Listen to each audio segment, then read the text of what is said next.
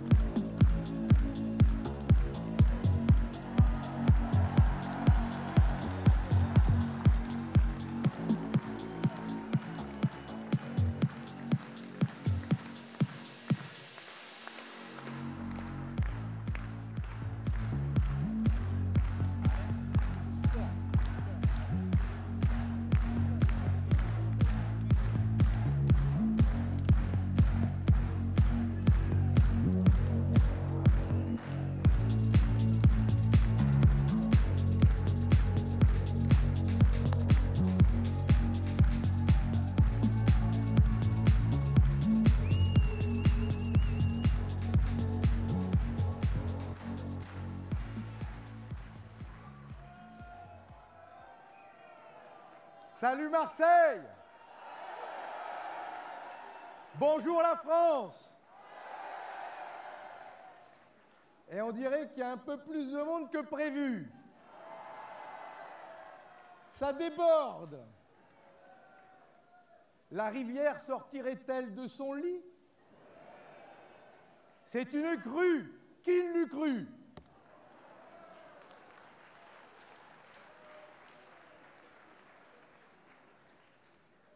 Mes chers amis, vous ne pouvez pas imaginer le bonheur pour moi que l'on se retrouve tous ensemble ici. Quel bonheur de se retrouver ici à Marseille.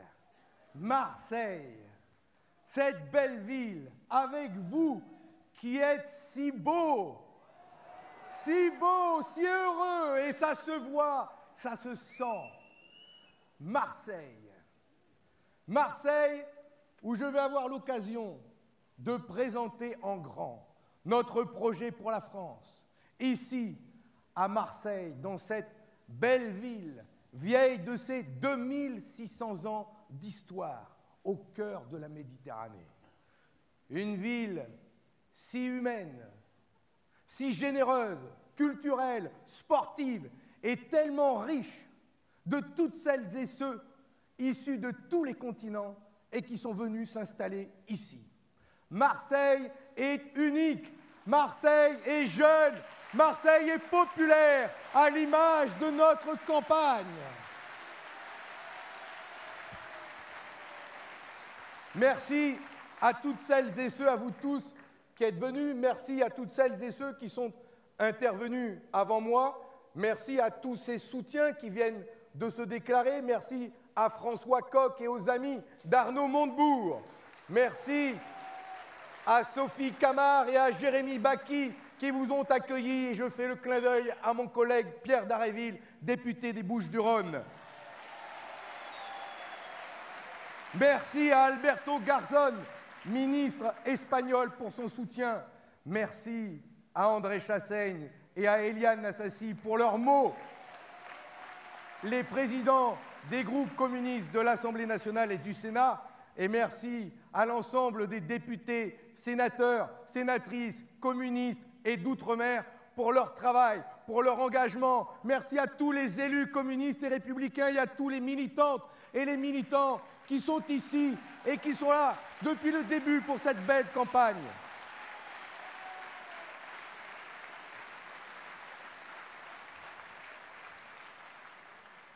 Et puis, merci forcément à toutes celles et ceux qui, depuis quelques jours, parrainent ma candidature.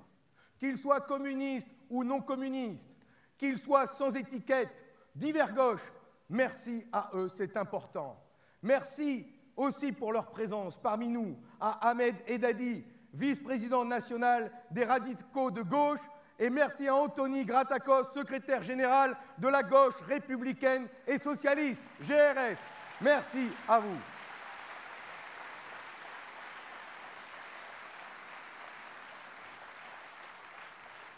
Et je salue aussi, bien sûr, les encouragements et les soutiens des artistes, de Majid Cherfi.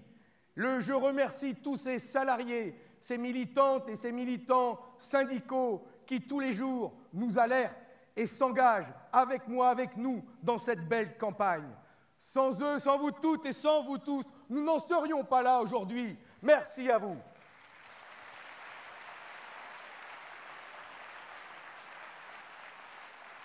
Alors oui, vous le sentez comme moi, il y a du souffle dans cette campagne, ça bouge. Et nous avons déjà vu comment, en quelques semaines, nous avons déjà un peu bousculé le débat. Tant mieux. Alors, à vous tous, qui nous rejoignez de toute la France, pétris des valeurs de la République, pétris de justice et d'égalité, et je dirais, vous tous, dans votre diversité d'opinions, je vous souhaite la bienvenue. Bienvenue parce que vous êtes ici, chez vous, dans ce grand rassemblement qui vous tend les bras et qui vous ouvre les bras. À travers vous,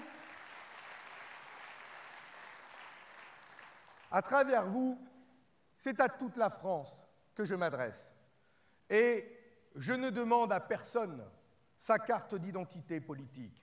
Vous qui m'écoutez, je ne vous demande pas pour qui vous avez voté auparavant. Je ne vous demande même pas si vous avez voté un jour ou si vous avez voté tout court. Et j'en rencontre tellement d'ailleurs, qui ont renoncé à voter, qui ont voté un jour pour l'un, un jour pour l'autre, et qui aujourd'hui n'ont plus confiance dans la politique. Alors, oui, je vous le dis, quel qu'ait été votre choix auparavant, vous êtes ici les bienvenus pour peu que nous partagions ensemble de renouer avec la France des jours heureux et du bonheur partagé.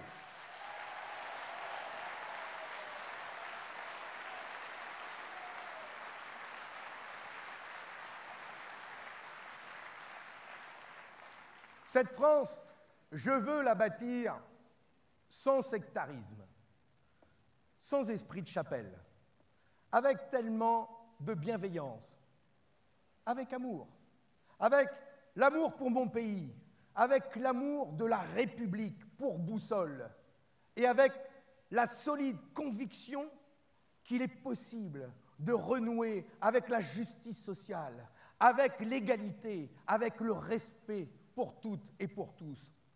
Si vous êtes là, si nous sommes là ensemble, ici, cet après-midi, c'est parce que, en somme, nous nous retrouvons sur l'essentiel. D'abord sur la volonté de bâtir une France du travail et des vrais salaires, plutôt qu'une France du chômage.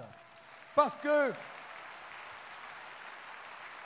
Parce que nous voulons défendre une France du pouvoir d'achat et des bonnes pensions plutôt que les fonds de pension. Parce que nous voulons une France qui applaudit les soignants, les scientifiques et les artistes. Parce que nous voulons une France qui porte haut et fort le drapeau de la République sociale, laïque, universaliste et qui ne cède à aucun intégrisme. Alors oui, dans votre belle diversité, je vous souhaite la bienvenue.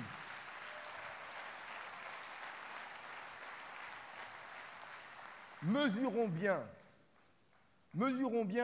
l'enjeu qui est en face de nous.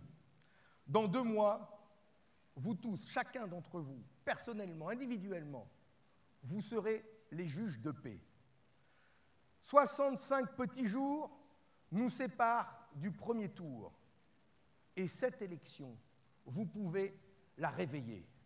Car si nous ne voulons plus du président Macron, c'est une chose, mais surtout, nous voulons, nous, des réformes populaires, des réformes heureuses qui permettent enfin de retrouver la dignité et le sourire pour nous comme pour nos enfants. Car si la déprime nourrit la déprime, nous on dit que l'espoir nourrit l'espoir. Et l'espoir, il est là aujourd'hui, dans cette salle.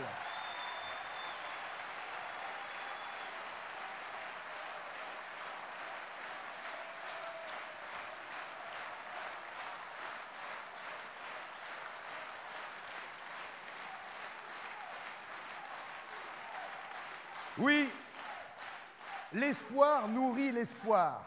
L'espoir nourrit l'espoir. Et c'est pour ça que l'on a fait le choix de retenir les jours heureux. Et on me dit, mais quelle drôle d'idée quand même d'avoir retenu les jours heureux comme slogan, comme idée. Mais je vous le dis sans détour, j'assume. Et il faut assumer, on en a besoin.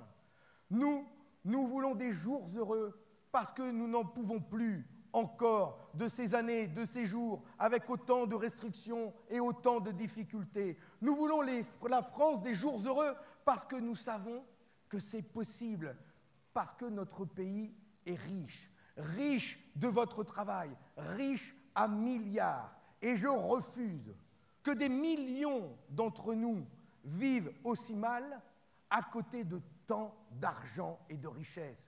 Voilà le cœur de notre sujet. L'argent, l'argent, l'argent, l'argent, l'argent qui est partout et l'argent qui est nulle part. L'argent qui manque aux retraités, aux étudiants, aux salariés, aux familles, malgré leur travail. L'argent qui manque aux commerçants, aux artisans, malgré leurs efforts. L'argent qui manque pour nos hôpitaux, pour nos écoles, pour la recherche, pour la sécurité. Mais l'argent qui s'évade par dizaines de milliards au Luxembourg et ensuite aux îles Caïmans, c'est ça la réalité. Écoutez bien, l'argent qui se concentre dans les mains de ces 358 000 familles les plus riches, redevables de l'ISF et qui avaient un patrimoine total en 2017 de 1028 milliards d'euros. L'argent des multinationales qui font de la France, encore, la championne du monde de versement des dividendes en 2021, 137 milliards d'euros. Rendez-vous compte, en pleine pandémie. L'argent. Mais l'argent des trafics de drogue, l'argent des trafics des êtres humains, l'argent de la prostitution, de la corruption, l'argent dont le pape dit qu'il est le fumier du diable, et l'argent dont Mitterrand disait qu'il corrompt jusqu'à la conscience de l'âme, et il ne faudrait pas en parler. Eh bien si, nous ne parlerons que de cela.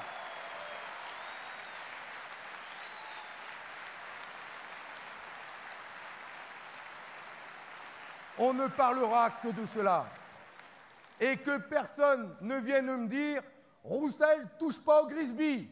Si, parce qu'il est temps de s'attaquer au mur de l'argent, de reprendre le pouvoir à la finance. et de remettre l'être humain, la dignité humaine, au cœur de toutes les politiques, au cœur du projet pour la France.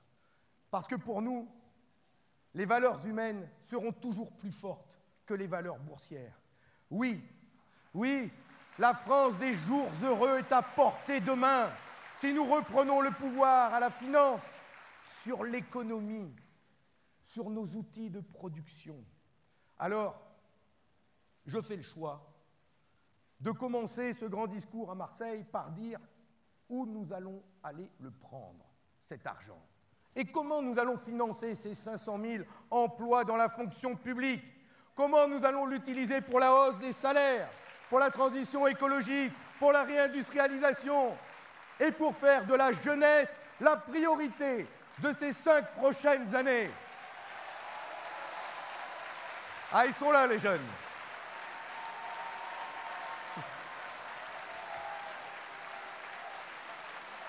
C'est vous les plus importants. Oui, nous rétablirons l'ISF et on le triplera même.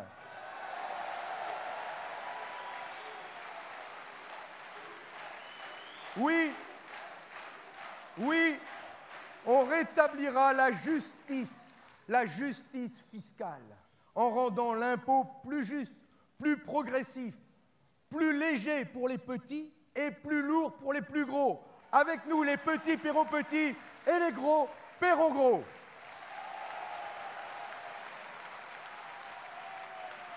Fini les cadeaux aux GAFA, Google et consorts. Terminé, ils paieront. Nous traquerons vraiment les fraudeurs fiscaux. Halte à la corruption, halte à l'évasion fiscale. Les délinquants en col blanc au tribunal.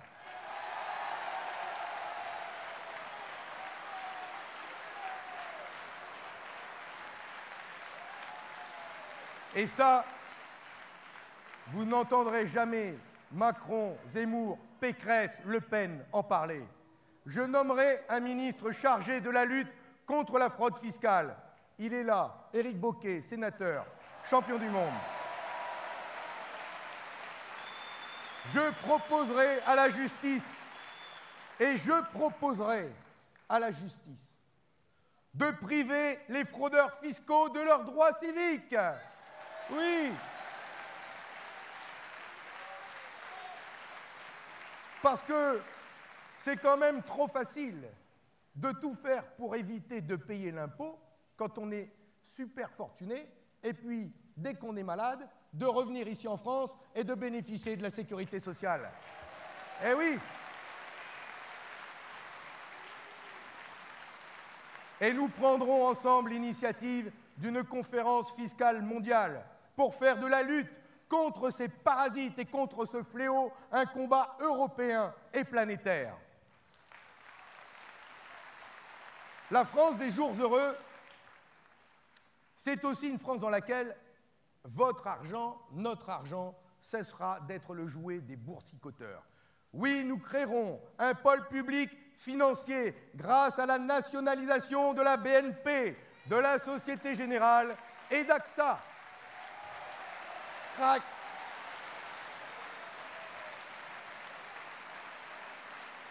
Oui, il faut y réfléchir, parce que quand même, dans les banques, c'est notre argent qui est, c'est celui issu de nos salaires, c'est là-dedans que nos retraites sont versées, c'est notre argent qui est déposé dans ces banques. Eh bien, nous, on veut reprendre la main dessus et que ça serve l'économie réelle. C'est ça que nous voulons faire en nationalisant les banques et une grande compagnie d'assurance.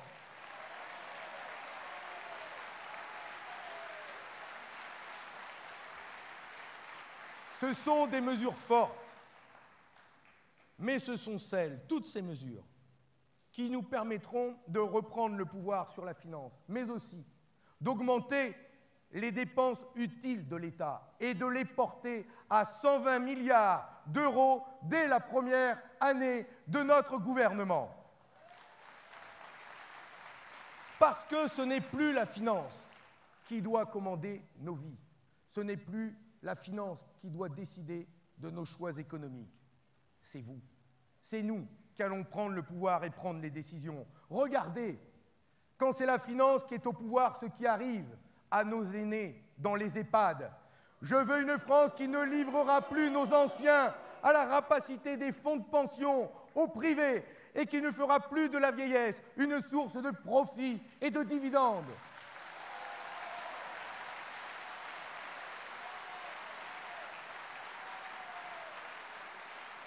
La France des jours heureux que nous voulons, c'est celle qui respectera nos aînés, nos anciens, ceux qui ont bâti notre pays. Oui, nous voulons une France qui crée des richesses par le travail plutôt que par la finance et la spéculation.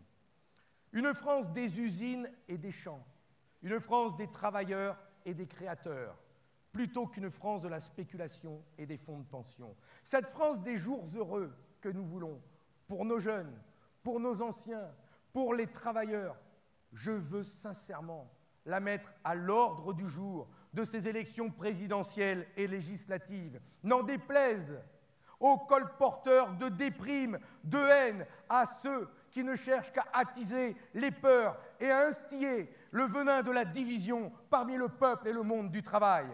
Cette France des jours heureux, cette France des jours heureux, c'est une ambition, c'est même un programme, mais c'est plus qu'un programme. C'est un vrai projet de société que nous voulons.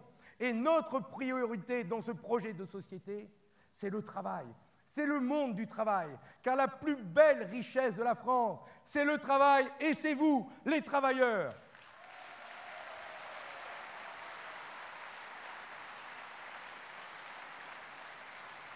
La plus belle richesse de la France, ce sont celles et ceux qui créent, qui produisent, qui transforment, qui nous nourrissent, qui nous soignent, qui nous enseignent, qui nous protègent. Et c'est d'abord la France du salaire et de la feuille de paye. Car une France des bas salaires, une France qui s'aligne sur les pays à bas salaire, à bas coût, eh bien c'est une France à bas coût, malade, fragile, faible. Et nous, ce que nous voulons, c'est une France des bons salaires, avec des salaires forts, pour avoir une France forte, solide et en bonne santé. C'est ça, la France de la fiche de paye.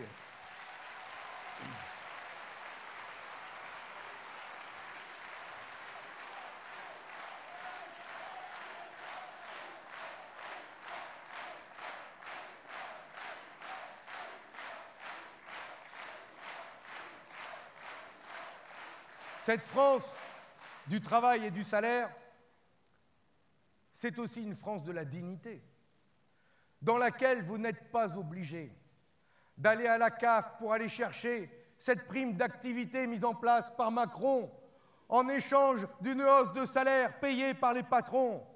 Nous, nous voulons que ce soit les entreprises qui les payent, les hausses de salaire, pas nous avec nos impôts. Une France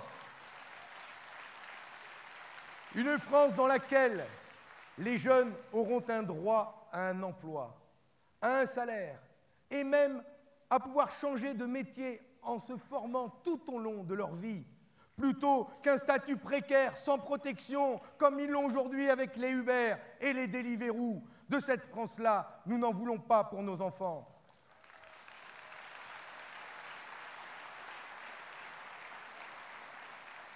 La première mesure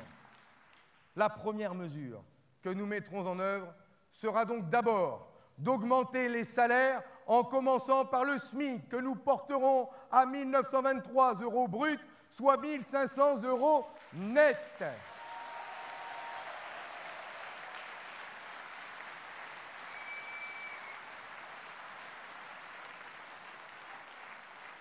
Et vous l'aurez remarqué, je compte en brut.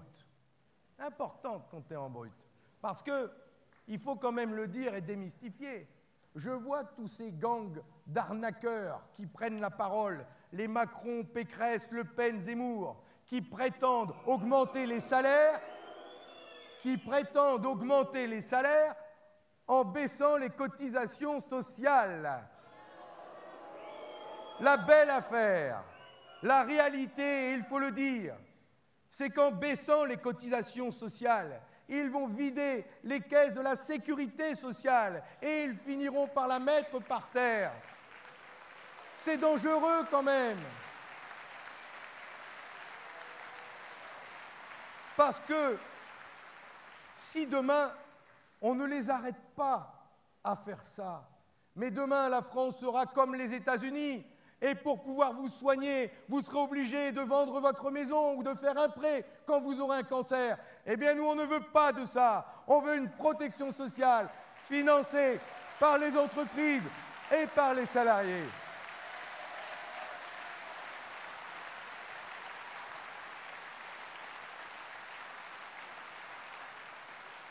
Il faut l'expliquer aux salariés et leur dire que ce sont des arnaqueurs.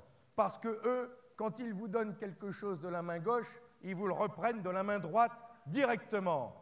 Il faut parler vrai aux Français, il faut leur parler sincèrement et leur dire tout ce qui sera fait. Et nous le disons, nous augmenterons le salaire brut et nous aiderons les entreprises en baissant les vraies charges qui pèsent sur elles, le coût de l'électricité, le coût du gaz, le coût des insérences, le coût des intérêts bancaires, le coût du capital.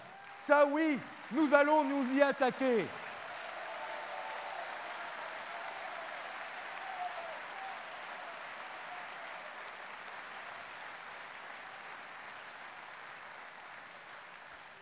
Oui, nous défendons la France de la bonne paye. Et la bonne paye, c'est aussi celle qui fera vraiment l'égalité des salaires entre les femmes et les hommes. Et pas dans 5 ans. Pas dans 5 ans.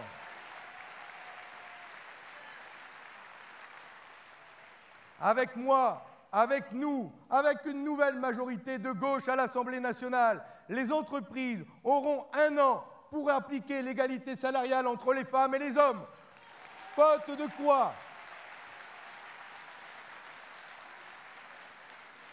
Et si elles ne le font pas, si les entreprises ne le font pas, eh bien nous nommerons un administrateur judiciaire qui aura l'obligation de le faire à la place de l'entreprise. Voilà le moyen direct pour le faire.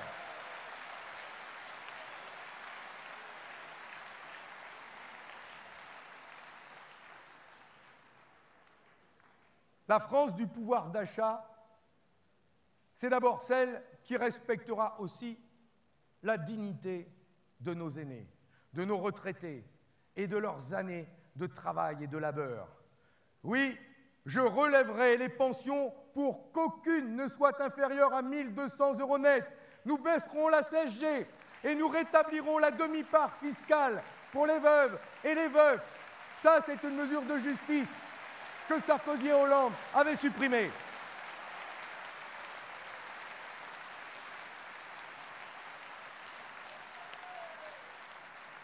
Augmenter les pensions des retraités, baisser la CSG qui pèse sur leurs pensions, rétablir la demi-part fiscale des veuves et des veufs qu'avaient supprimé Hollande et Sarkozy. Quand j'en ai parlé au président Macron, il m'a dit « Mais ça va coûter cher ». Ah bah oui. Mais moi je lui ai dit « Ce qui coûte cher aujourd'hui aux Français, c'est la privatisation d'EDF. Ce qui coûte cher, c'est la privatisation des autoroutes. C'est ça qui fait augmenter les factures des Français. Ce qui coûte cher dans un porte-monnaie aujourd'hui tous les mois, c'est la hausse de la CSG, c'est la hausse des mutuelles, entre 110 à 150 € par mois pour les personnes de plus de 65 ans. Voilà ce que ça coûte dans le porte-monnaie de nos retraités. Ce qui coûte cher, c'est les loyers. Et je dis même, ce qui coûte cher pour tous les amoureux du sport, c'est les abonnements TV qu'ils sont obligés de payer pour regarder leurs matchs de foot. Et je sais à qui je m'adresse en disant ça ici.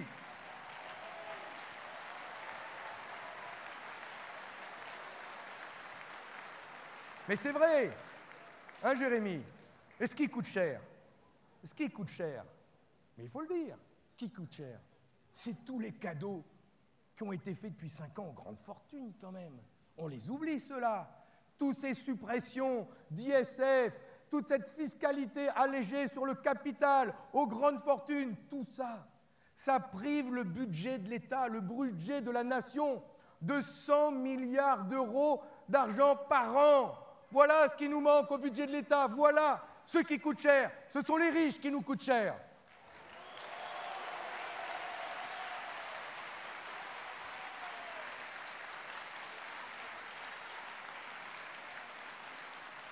En fait, ce qui coûte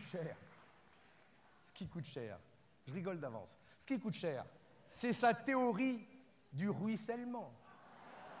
Eh bien moi, je vous propose une autre théorie, le roussellement.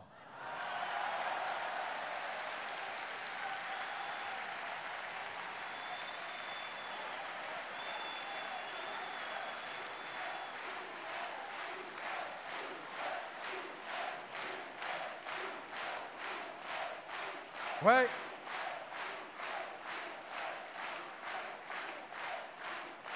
Le roussellement, ça va faire jaser ça. Le roussellement, c'est augmenter les salaires et les retraites. Parce que quand on augmente les salaires et les retraites, c'est de l'argent qui va aller directement dans l'économie réelle, qui va aller dans les commerces, qui va aller dans nos PME. C'est de rendre du pouvoir d'achat aux Français en baissant les taxes sur l'énergie, sur le gaz, sur l'électricité, sur les transports en commun, sur la construction de logements, mais aussi en baissant les taxes sur le carburant, n'en déplaise à ceux qui n'aiment pas la voiture. Parce que, avec le roussellement, quand un salarié ou un retraité a 300 € d'argent de plus dans le porte-monnaie, lui, il ne va pas aller le planquer dans les paradis fiscaux, il va le dépenser pour la France, pour nous, pour l'économie réelle. C'est ça qu'il faut faire. Il fait vivre la France. Et c'est ça qui est vertueux pour l'économie. Alors oui, le ruissellement de Macron, c'est terminé. Nous, c'est le roussellement qu'on veut en 2022 pour irriguer l'économie réelle, lutter contre la vie chère, rendre le pouvoir d'achat aux Français.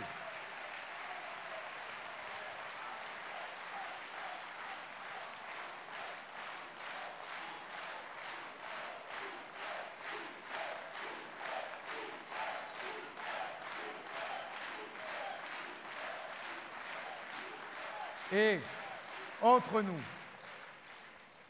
rendre le pouvoir d'achat à tous nos compatriotes, c'est surtout retrouver une France dans laquelle tout le monde aura droit aux petits plaisirs de tous les jours, aux moments de bonheur qui font le sel de la vie.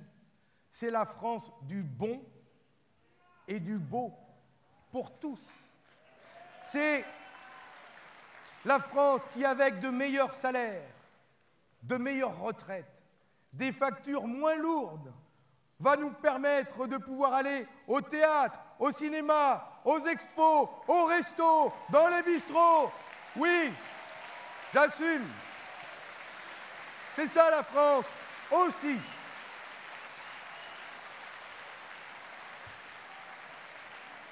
Alors, il y a quelques jours, je n'ai pas fait exprès, j'ai mis les pieds dans le plat, en disant que la gastronomie française devait être à la portée de toutes les bourses, et que la viande, le fromage, le vin, la bière, les eaux minérales, je pense à Saint-Amand-les-Eaux, mais à Châteldon aussi, dans le Puy-de-Dôme, tout ça doit être accessible à tous, y compris le pastis, parce que je suis à Marseille.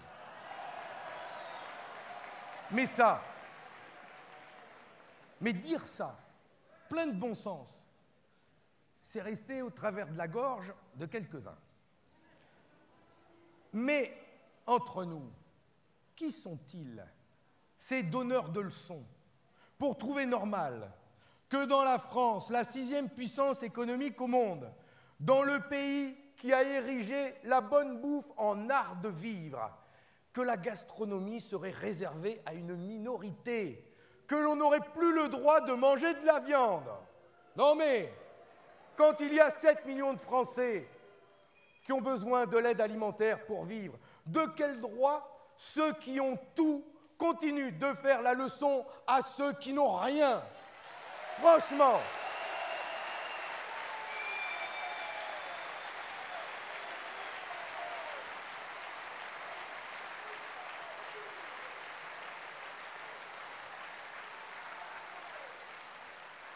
Mais il faut s'interroger jusqu'au bout, parce que tous ces bien-pensants, ils ne voient pas ces familles qui vivent à l'euro près.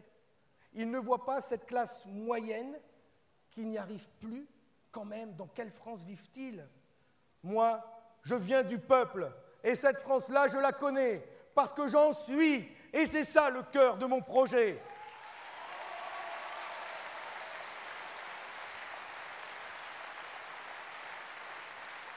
Cette France-là, c'est celle de notre art de vivre, c'est celle de notre gastronomie, riche de toute notre histoire, de nos terroirs, de nos paysans, de nos campagnes, de ces artistes et de toutes ces cultures qui viennent du monde entier et qui font toute la richesse de notre beau pays. Et c'est pour cela que je veux des bons salaires et des factures moins chères.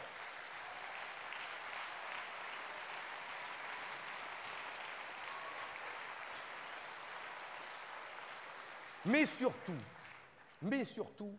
ce que nous voulons, c'est du travail pour toutes et pour tous. Ça, c'est le vrai projet de société, celui que nous défendons, celui du droit universel à l'emploi.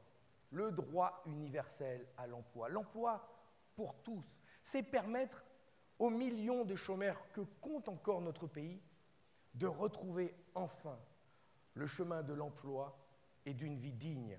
Car, quand même, qui peut accepter encore que dans notre pays, des Français soient privés d'emploi alors que autant de besoins demeurent insatisfaits? Dans nos hôpitaux, dans nos écoles, dans les EHPAD et les résidences pour personnes âgées, dans nos commissariats comme dans nos tribunaux, dans nos usines, quand j'entends les chefs d'entreprise qu'il manque tant de soudeurs, de mécaniciens, d'électriciens et d'ingénieurs.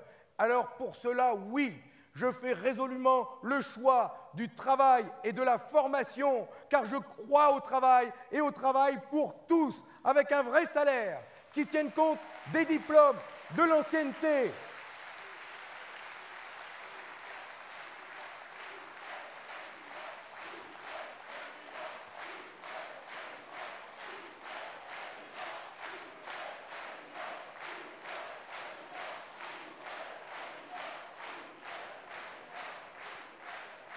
Oui, nous sommes exigeants. Un vrai salaire, un vrai travail, avec de bonnes conditions de travail, et qui tiennent compte de la pénibilité du travail, où l'on retrouve le sens de ce que l'on fait, de son activité, grâce auquel on est respecté. C'est par le travail qu'on trouve toute sa dignité. C'est par le travail qu'on trouve toute sa place dans la société. Que ce soit d'ailleurs dans une entreprise publique, dans une entreprise privée, dans une association ou dans l'économie sociale et solidaire. Et le travail, pour nous, c'est pour tous, sans distinction. Et d'ailleurs, je le dis, le travail pour tous, que l'on soit français ou travailleur immigré. Car la France ne serait pas la France sans le travail de millions d'hommes et de femmes de toutes origines. Ils ont bâti la France. Ce sont nos pères et nos mères qui ont fait ce qu'est la France aujourd'hui et qui l'ont aussi tenue debout pendant toute la pandémie. Nous voulons, nous, donner une place à chacun, à chacune, quel que soit son parcours, son origine, son histoire, ses compétences et son handicap. Et c'est pour cela que la formation est si importante. Vous l'aurez compris, ce que nous voulons, nous, c'est sécuriser l'emploi de tous. Nous voulons éradiquer le chômage en garantissant à chacun, à chacune, un emploi ou une formation et un salaire permettant de vivre dignement.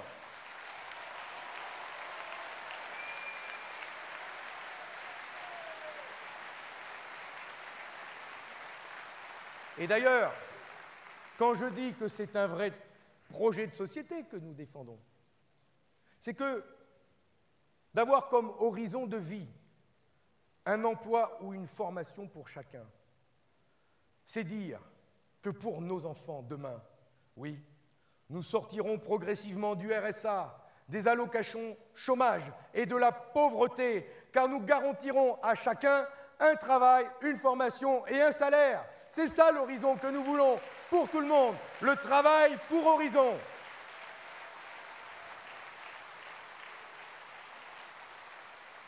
C'est un objectif qui doit tous nous mobiliser et on doit user de tous les leviers pour cela. Et il faut savoir profiter aussi du progrès qui est là devant nous. Et c'est pour cela que nous voulons mettre en débat la semaine des 32 heures et que nous voulons la retraite à 60 ans. Alors, la retraite à 60 ans, tout ça on le construira ensemble, bien sûr. Et je l'ai dit au patron du MEDEF, Geoffroy Roux de Bézieux, avec qui j'en ai parlé. Lui, en retour, il m'a parlé du loyer de l'argent. Il coûte cher son loyer entre nous. Alors moi, je lui ai dit, changeons de logique. Essayons de construire plutôt ensemble une France libérée des logiques de rentabilité excessive, des logiques de profit. C'est ça qui coûte cher. Sortons de ces logiques, garantissons à tous l'épanouissement au travail. C'est à portée de main. La retraite à 60 ans. La retraite à 60 ans, c'est d'abord permettre à 1 200 000 travailleurs qui ont 60 ans aujourd'hui de pouvoir enfin profiter de la vie et ils l'ont bien mérité. Et c'est à eux qu'il faut penser.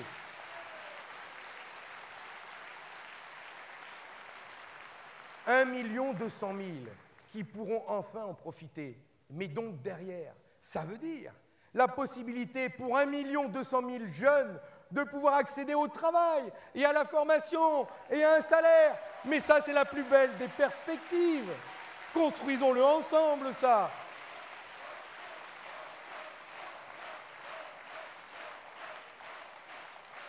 Travaillez mieux, travaillez tous. C'est ça, la révolution que nous voulons accomplir. Et vous le savez bien, vous, à Marseille, ce que c'est que le prix du travail, mais aussi le prix des abandons. Parce que moi, je suis du Nord, je suis un ch'ti. J'ai grandi dans le bassin minier, tellement meurtri comme vous par les délocalisations, les fermetures d'usines et toutes ces friches industrielles qui laissent derrière elles leur cortège de chômage et de pauvreté. Quel gâchis! Quel gâchis pour la jeunesse, injustement privée de perspectives, obligée parfois de quitter sa terre et ses racines. Alors, le candidat Macron peut dire partout qu'il a ouvert des usines. La réalité, c'est qu'il y a eu beaucoup d'emplois industriels supprimés, beaucoup d'usines délocalisées et encore menacées aujourd'hui. Alors nous disons que le grand déménagement industriel de la France, c'est terminé. Stop aux délocalisations.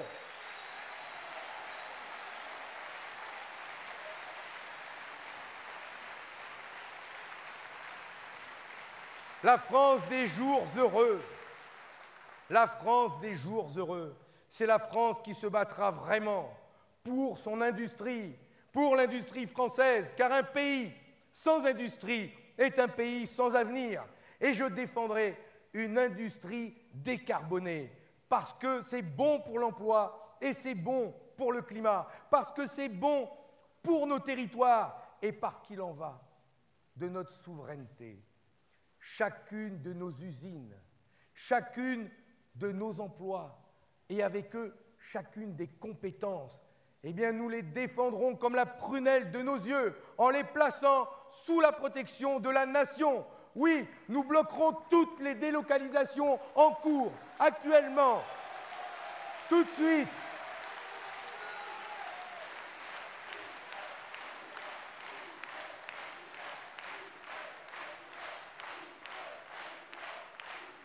Et nous bloquerons toutes les délocalisations en cours pour trouver des solutions. Pour trouver des solutions à chaque fois avec des repreneurs, et je le dis, avec des donneurs d'ordre qui ne doivent plus traiter nos PME comme de simples variables d'ajustement de leurs profits, parce que derrière, c'est l'industrie qui souffre et c'est l'ouvrier qui trinque.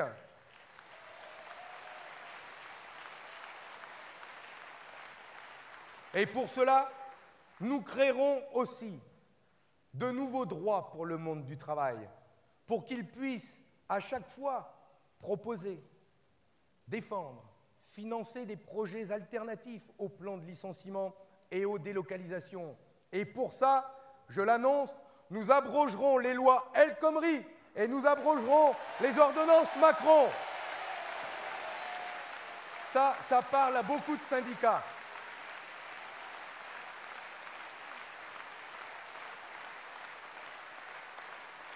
Oui, nous, on veut rendre le pouvoir aux salariés. Les salariés, ça n'a jamais été un problème. Ça a toujours été la solution pour trouver des solutions aux problèmes qu'ils ont dans leur entreprise. Alors la France des jours heureux, c'est celle du travail, c'est celle des services publics, c'est celle de l'industrie, mais c'est aussi celle des communes. Je ne veux pas d'une France qui concentre toutes ses richesses et toutes les compétences dans ces grandes métropoles et qui néglige nos villes et nos villages. Je veux une France riche de ses 35 000 communes et avec des communes qui ont des compétences, des communes qui ont des bureaux de poste, qui ont des gares SNCF, des médecins, des maternités de proximité et des commerces.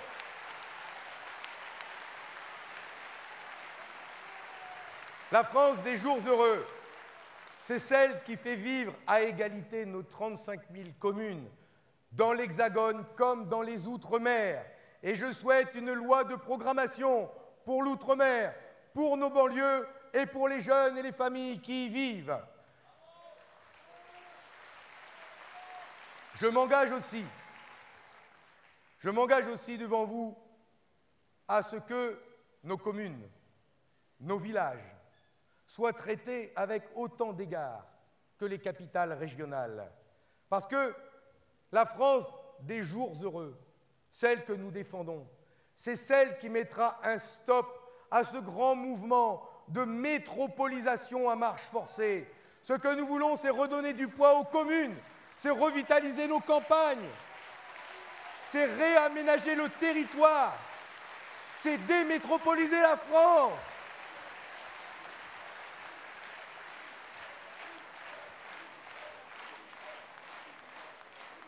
Et pour cela, tout simplement, nous voulons remettre au cœur de la République la commune avec les départements et avec l'État. Voilà ce que nous défendons à l'Assemblée nationale et au Sénat.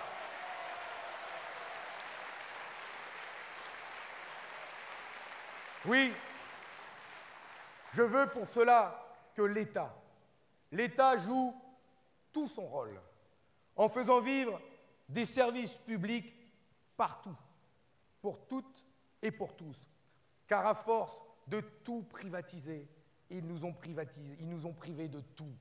Et nous voulons, nous, remettre des services publics dans toutes nos communes. C'est ça la France que nous voulons, la France des communes, la France des jours heureux.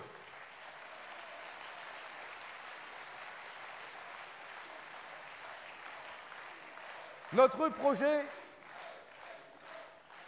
projet, c'est aussi, et on le dit depuis le début de la campagne, de miser sur la jeunesse et de miser sur l'école. Et je le dis, honte à Macron qui a brisé le rêve de nos bacheliers avec Parcoursup. Honte à Macron qui abandonne nos étudiants à l'aide alimentaire. Alors nous abrogerons Parcoursup et nous créerons des logements et des places dans les universités. Ils sont là, les jeunes. Et c'est ce qu'ils demandent. Et bien sûr, c'est une de nos grandes propositions. Nous créerons avec vous un revenu étudiant pour que nos enfants ne soient pas obligés de travailler pour payer leurs études. Il serait quand même temps de le mettre en place, ce revenu d'autonomie pour nos jeunes. Et je fais d'ailleurs une proposition nouvelle pour nos enfants. Et ceux qui ne sont pas devant la télévision, que les parents les appellent, c'est une spéciale dédicace pour eux. Pour ceux qui sont au collège, au lycée, en primaire, je leur dis clairement, je prends un engagement. Avec moi, c'est fini les devoirs à la maison. Tout sera fait à l'école. Tout sera fait à l'école.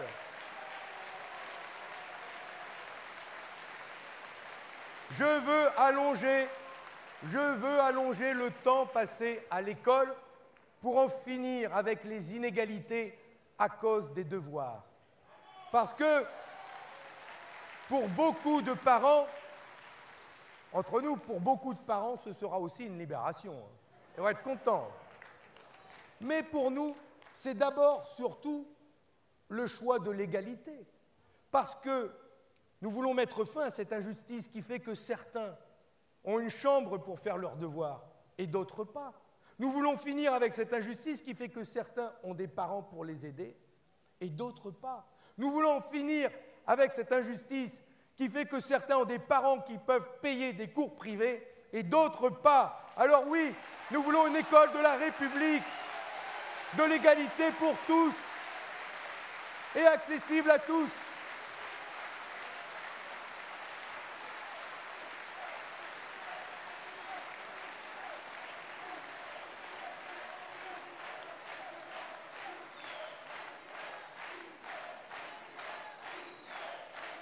Et pour tous les enfants qui ont moins de 18 ans et qui ne peuvent pas voter, qu'ils aillent tirer la manche de papa et de maman pour qu'ils aillent voter pour Roussel. Ça peut servir. Bien sûr, pour retrouver cette école de la République, accessible à toutes, accessible à tous, nous formerons, nous embaucherons 90 000 enseignants. Nous ne voulons pas augmenter leur temps de travail. Nous voulons leur donner de bonnes conditions de travail.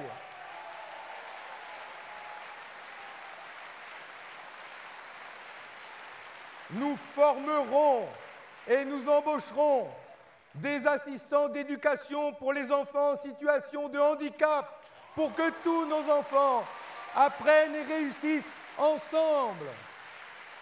Ensemble. Et nous avons la même ambition pour l'hôpital public. Quand même, en 2020, ce gouvernement, en pleine pandémie, a fermé 5700 lits. Quand même, ils ont honte de rien. Et aujourd'hui, pas assez de lits, pas assez de soignants, pas assez de médecins. Et c'est à cause de tout ça que dans notre France riche, 6e République, 6e puissance au monde, ils ont été obligés de déprogrammer des opérations pendant ces 2 dernières années. Plus jamais ça. Plus jamais ça. La France des jours heureux, c'est celle qui dit « la santé n'a pas de prix ». La santé n'a pas de prix. Sortons la santé des logiques de comptabilité.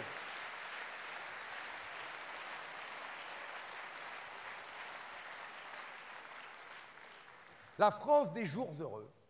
La France des jours heureux, c'est celle qui protège le travail, je viens d'en parler, et qui protège la planète. Et pour cela, nous assumons. Nous assumons le choix d'une écologie des solutions plutôt qu'une écologie des punitions. Écolo, coco, jusqu'au bout.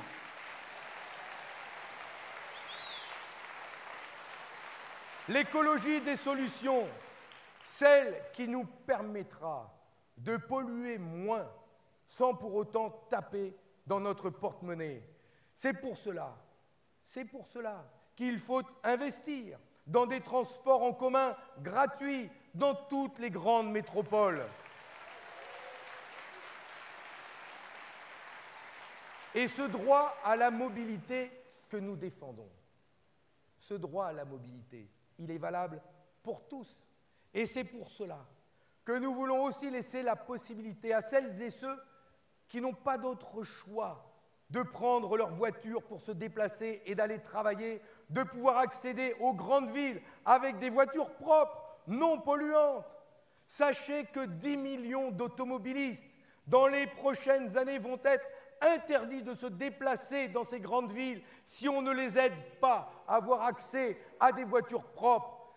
Pour nous, lutter pour la qualité de l'air ne doit pas se faire contre les classes populaires. C'est pour ça que nous voulons une prime à la conversion de 10 000 € pour pouvoir acheter une voiture propre d'occasion.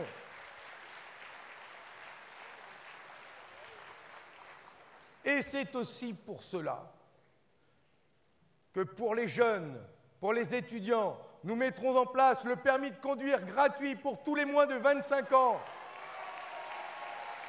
Car aujourd'hui, dans la ruralité comme dans les banlieues, ils sont 26% des jeunes privés d'emploi, faute de permis. Et puis entre nous, c'est cher. Et quand on a des jumeaux comme moi, c'est double peine. Donc, la gratuité du permis de conduire pour les moins de 25 ans, c'est une mesure de justice. Et à ceux qui me disent, oui, mais les riches, ils ont les moyens de payer. Oui, mais justement, les riches, comme on va leur tripler l'ISF, ils vont le payer, le permis de conduire de leur enfant.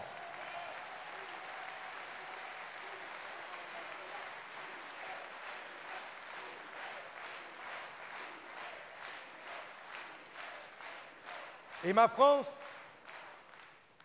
elle sera écologiste car elle sera totalement décarbonée. Je le dis, je le répète, notre objectif est clair. Nous voulons une France décarbonée en 2050. C'est assumé. Et pour cela, nous faisons le choix du nucléaire. C'est assumé aussi.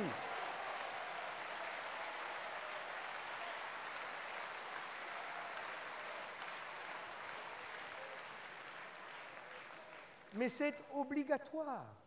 On n'a pas d'autre choix. C'est quand même grave que je sois le seul à gauche à défendre ça quand même. C'est une réalité.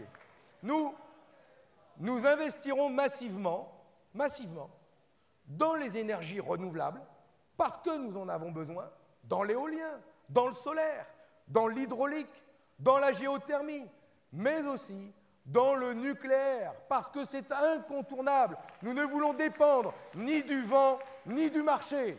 C'est pour ça qu'on a besoin d'énergie nucléaire en France.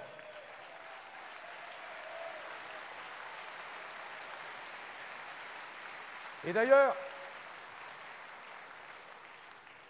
et là c'est une différence que j'ai avec la droite, qui veut aussi du nucléaire, nous on veut du nucléaire, du renouvelable et une belle entreprise publique avec EDF et Engie.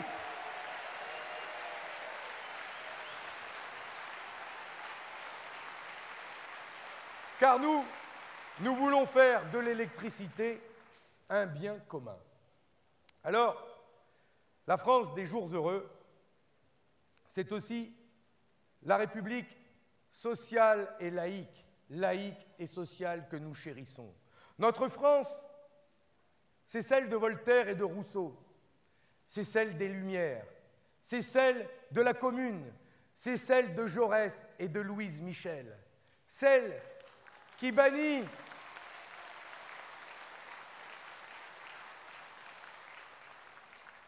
celle qui est heureuse, celle qui bannit toute forme de discrimination, quelle que soit notre classe sociale, quel que soit notre handicap, quel que soit notre sexe, notre genre ou notre orientation sexuelle, quelle que soit notre origine, notre couleur de peau, notre religion, notre prénom.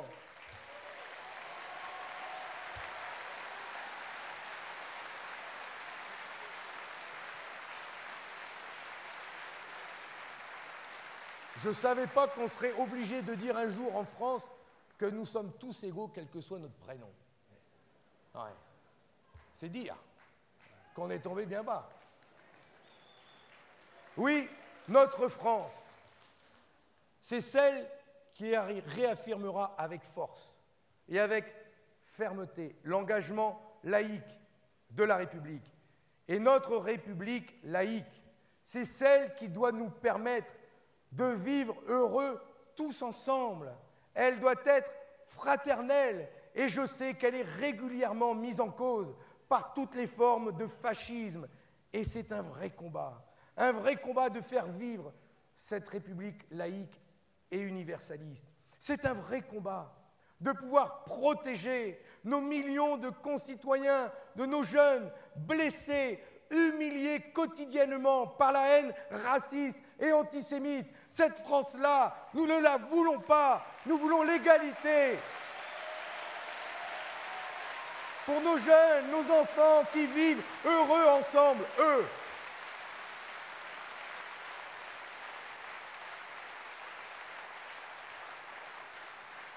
Oui, c'est un vrai combat. C'est un vrai combat aussi.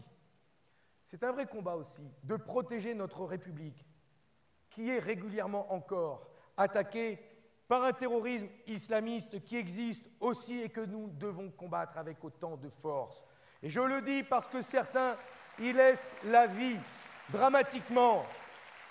Honneur aux caricaturistes et aux journalistes de Charlie Hebdo qui sont tombés pour avoir défendu la liberté.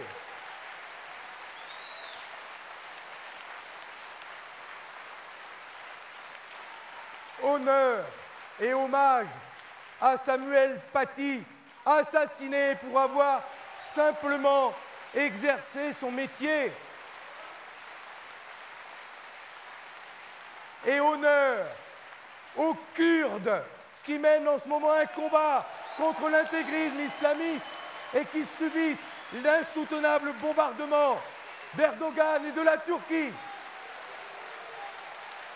Solidarité avec eux.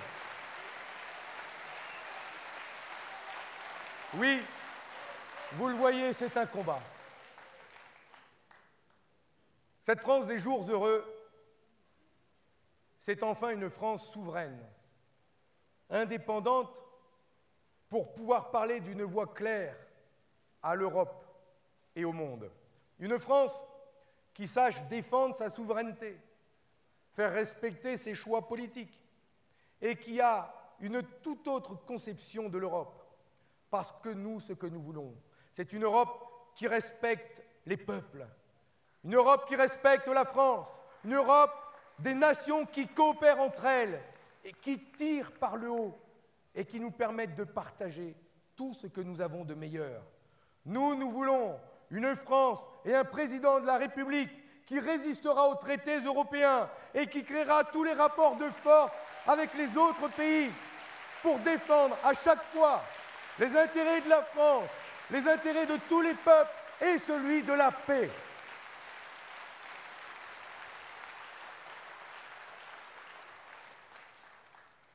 Oui, la paix.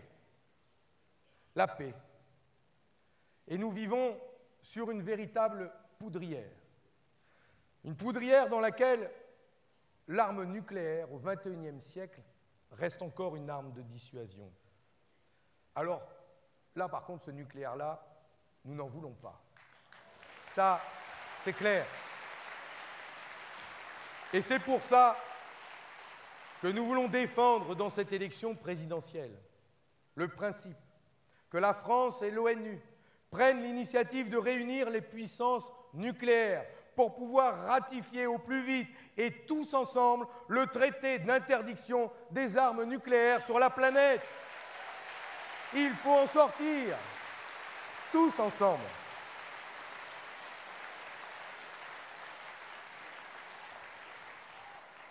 Prenons ce chemin du désarmement, celui de la paix. Et quand nous entendons en ce moment les bruits des bottes claquer aux portes de l'Europe, et d'ailleurs, que ce soit les bottes des soldats russes ou celles des soldats de l'OTAN, oui, cette escalade nous inquiète. Alors, si demain un incident se produit, si demain la guerre éclate, on pourra toujours chercher qui a tiré le premier. Mais comme à chaque fois, ce sera trop tard. Alors, ce que nous disons, nous, c'est d'abord d'arrêter d'être alignés derrière la politique guerrière des États-Unis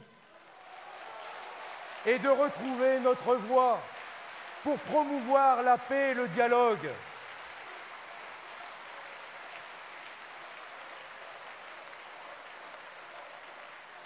On l'a déjà fait par le passé. Ce que nous voulons, nous, c'est enclencher rapidement la désescalade guerrière. Et c'est d'ouvrir des espaces de dialogue avec la Russie, en tendant la main, une main ferme, mais une main ouverte, pour dialoguer d'abord. Nous voulons un espace de paix et de sécurité collective, pour nous, pour la France, pour tous les peuples d'Europe, pour le peuple ukrainien comme pour le peuple russe. C'est ça notre priorité.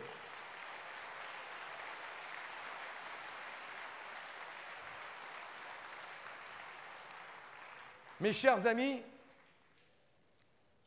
je suis déterminé et je suis fier de tout ce que nous avons déjà réalisé. Et nous pouvons encore, dans les prochains jours, dans les prochaines semaines, continuer de surprendre, de convaincre beaucoup de monde, en restant tels que nous sommes, sincères, honnêtes et toujours avec les bras ouverts. Nous voulons redonner un espoir à la France et nous voulons ouvrir un espoir nouveau à gauche pour lui redonner de la force. Allons reconquérir toutes celles et ceux qui sont orphelins d'un vrai projet d'émancipation humaine. Voilà notre ambition pour la France, pour le monde du travail, pour le peuple, pour la gauche.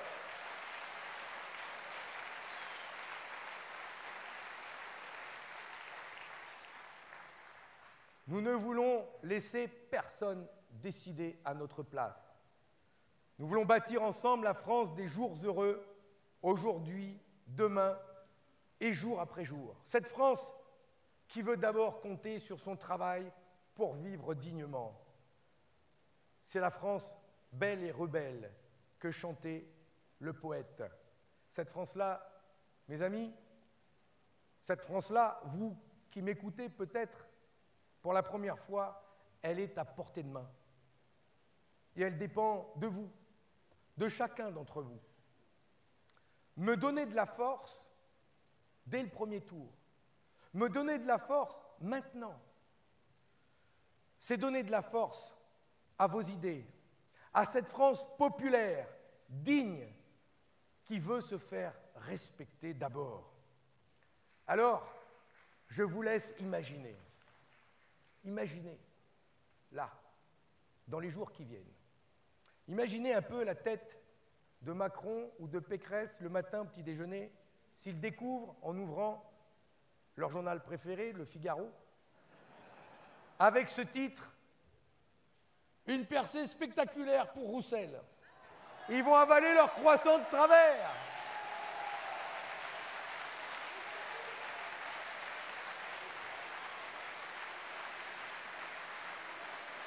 Bien sûr qu'ils vont avaler leur croissant de travers.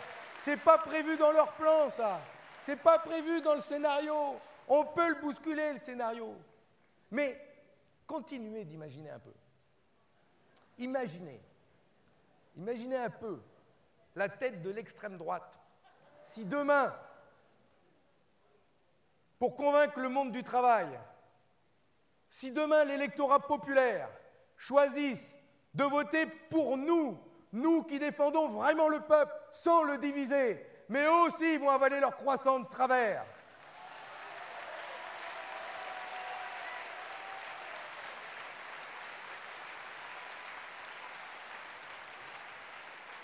Et là, vous verrez, la presse, que je respecte et qui est là, qui fait un très bon travail, et d'ailleurs, ils diront, c'est un coup de tonnerre. Eh bien, nous, on dira calmement, avec humilité, comme nous sommes, c'est pas un coup de tonnerre. C'est juste un coin de ciel bleu qui s'ouvre.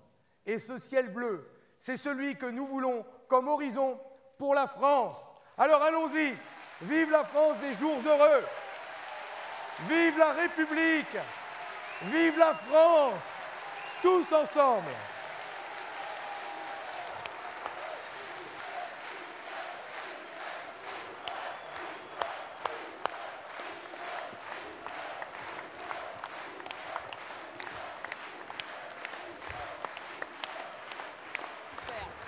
Tiens, ma chérie.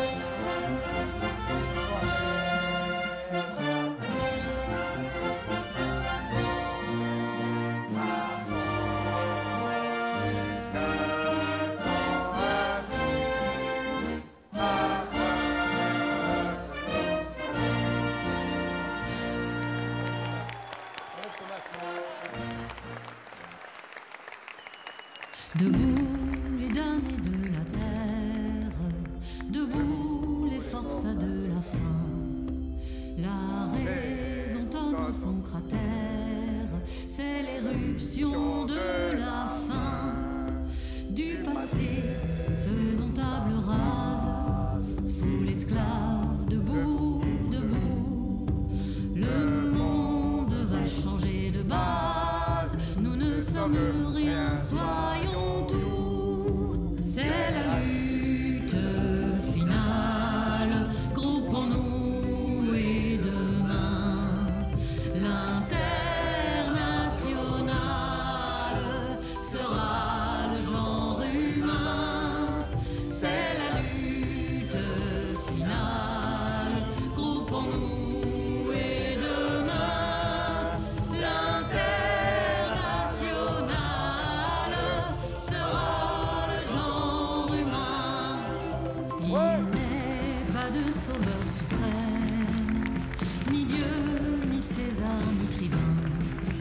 Producteurs, sauvons-nous nous-mêmes, décrétons le salut commun pour que le